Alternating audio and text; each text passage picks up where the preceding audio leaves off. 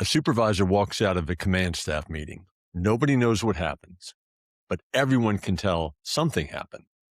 The supervisor is quiet, short answers, no eye contact, walks a little faster than usual, doesn't stop to talk, and does not explain anything.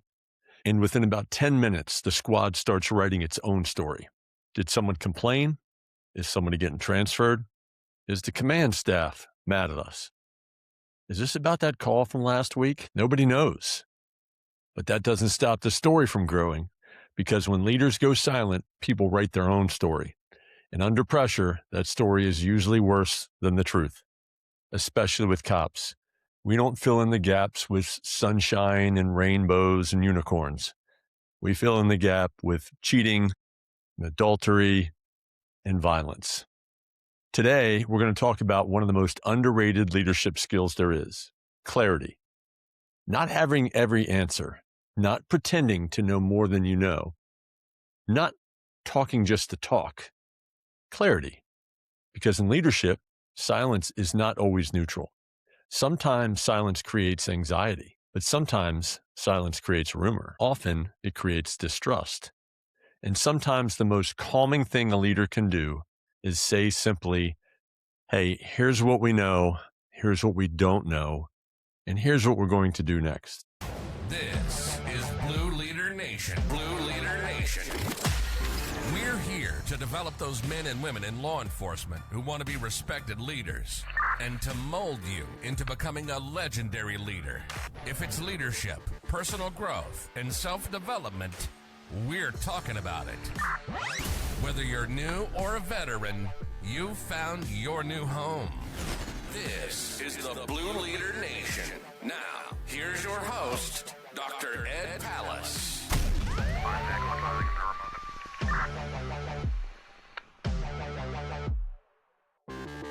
Welcome back to Blue Leader Nation, real talk for the next generation of law enforcement leaders. I'm your host, Ed Pallas. Thanks for spending part of your day with me. Going to enjoy a little coffee out of my new Penn State mug, sporting my new, old Penn State shirt. That's right. Our youngest, we're going to be moving her into Penn State shortly. For all you Penn State alum, we are. For everybody else, just have a little sympathy for me for the tuition bills, because that's now 2 kids are going to or have graduated Penn State. All right, let's get into this. Over the last few solo episodes, we've been building a leadership conversation around pressure. We talked about the tactical pause. We talked about setting the emotional weather. We talked about stress contagion and the emotional footprint leaders leave behind. Today, I want to take the next step, because if leaders transmit emotion, leaders also transmit meaning. Your people are not only reading your mood, they're trying to understand what your mood means. They're trying to figure out what changed. They're asking themselves, what does this mean for me, for the team, for tomorrow, for my schedule? How about the immediate future? If you do not help people understand what something means, they're going to create their own meaning. And this is where rumors begin. This is where trust starts to take a hit. So today's episode is called When Leaders Go Silent, People Write Their Own Story. And the big idea is simple. You don't need to have every answer to lead well, but you do need to communicate with honesty, consistency, and clarity. Silence is not always neutral. Now, there are times when silence is wise. There are times when you should wait until facts are confirmed. And there are times when you cannot share certain information because it involves personnel issues or an investigation or even a legal matter. So I'm not saying leaders need to announce everything the moment they hear it. That's not leadership. That's group text with rank. And nobody needs that.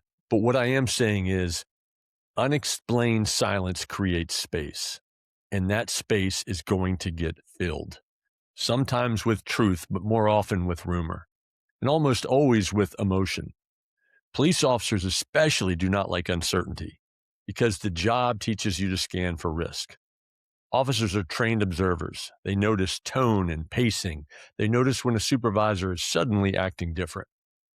They notice when someone says, we'll talk about that later, and then later never comes. And once people notice change, They start trying to explain it. That's human nature.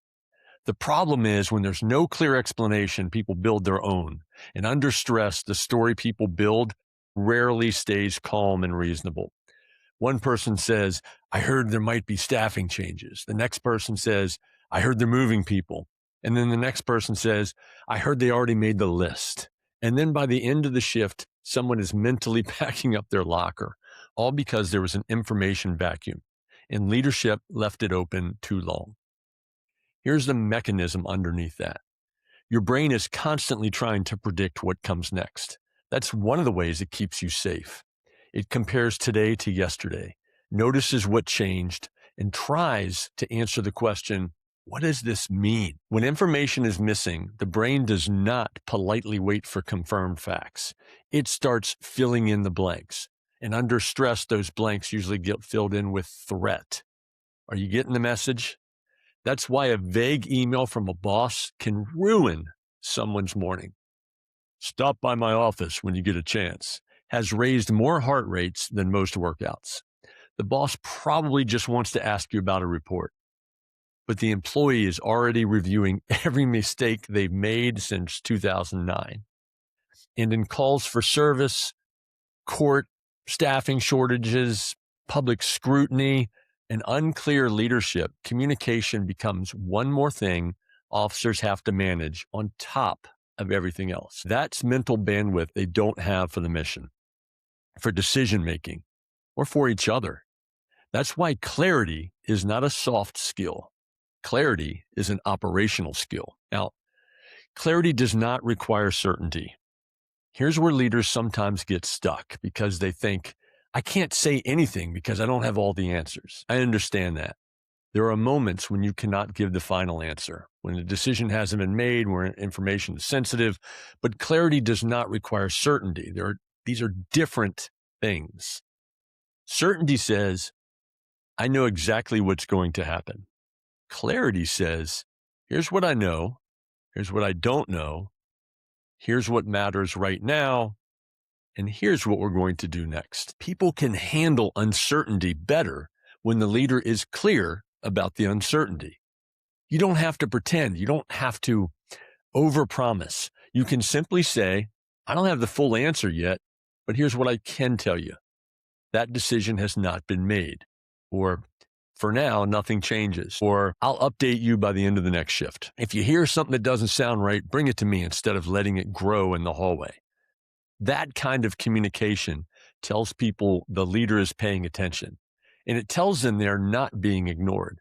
It tells them they didn't have to invent a story because someone is willing to provide the frame, and that's leadership. Poor communication is expensive, not always in dollars, but in trust and credibility and energy. Every time your people have to guess what matters, you're spending that trust. Every time they hear important information from the rumor mill before they hear it from leadership, you're spending credibility. And once credibility gets spent, it takes time to earn it back. That's why some leaders struggle even when their decisions are technically correct. The decision might be fine. The communication around the decision is what creates the damage. A schedule change may be necessary. A transfer may be necessary. But if people feel surprised, dismissed, or left in the dark, the emotional response becomes bigger than the actual issue. Now the leader has two problems: the original decision and the distrust created by poor communication that came with it. The second problem is avoidable. People do not agree. They don't need to agree with every decision, but they need to know what matters, what's expected, when more information is coming. Once people believe information is being managed to protect leadership while leaving the team guessing, trust drops fast. And when trust drops, correction gets harder, change gets harder.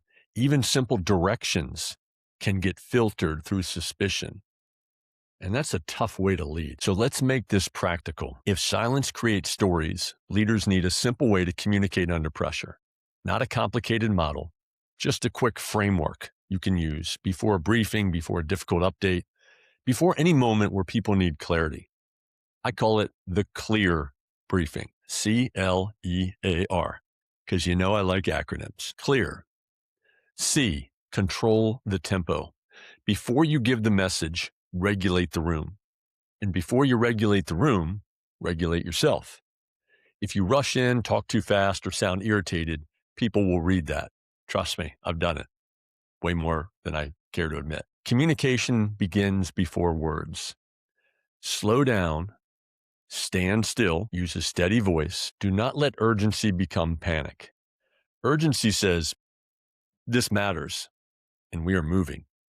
Panic says, I'm not in control of myself, and now everyone else should be nervous too. Leaders need urgency, but without panic. Before you communicate, ask yourself, what emotional pace am I setting? Because your pace gives people information. So that was C. L, label what is known and unknown. This is where leaders build credibility. Say what you know. Say what you don't know. Don't fake certainty. Do not fill in space with guesses.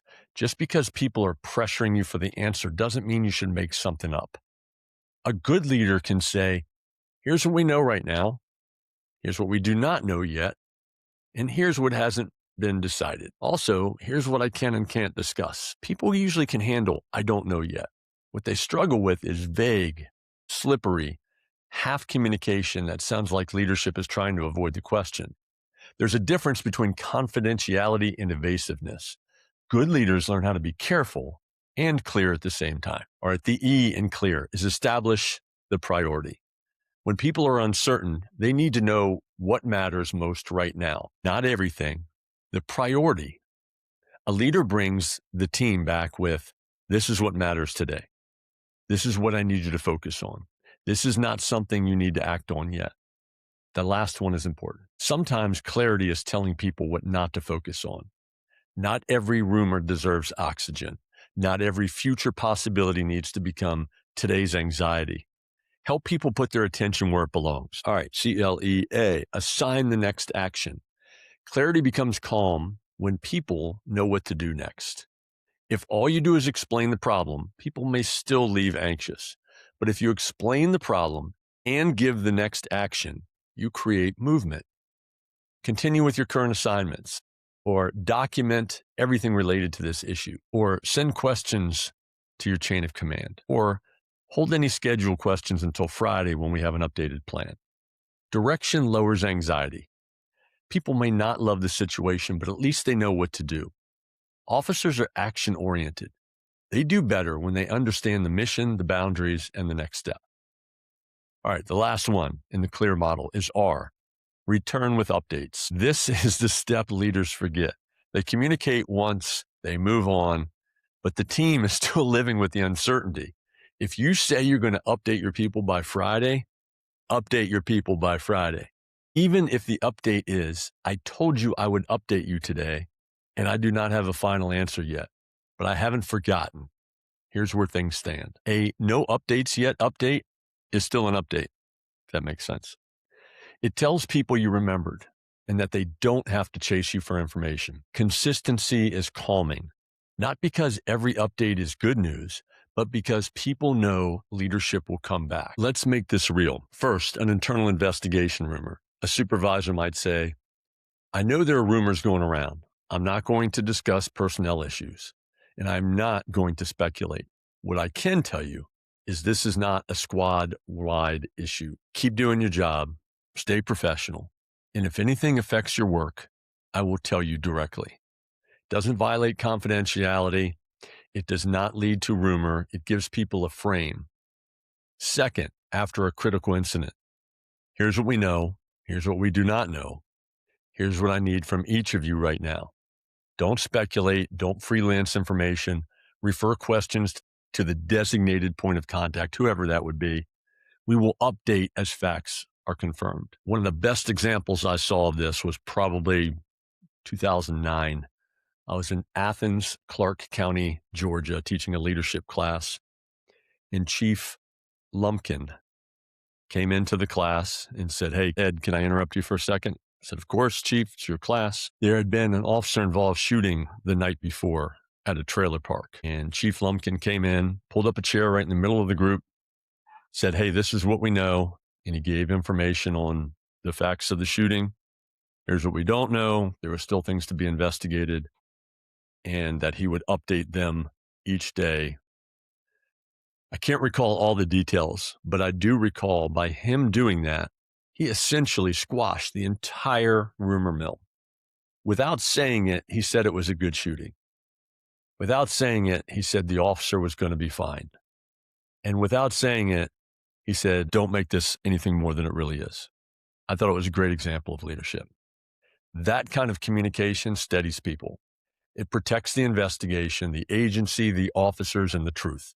Because in the absence of truth, speculation starts doing push-ups. And speculation is annoyingly fit. Like what I did there?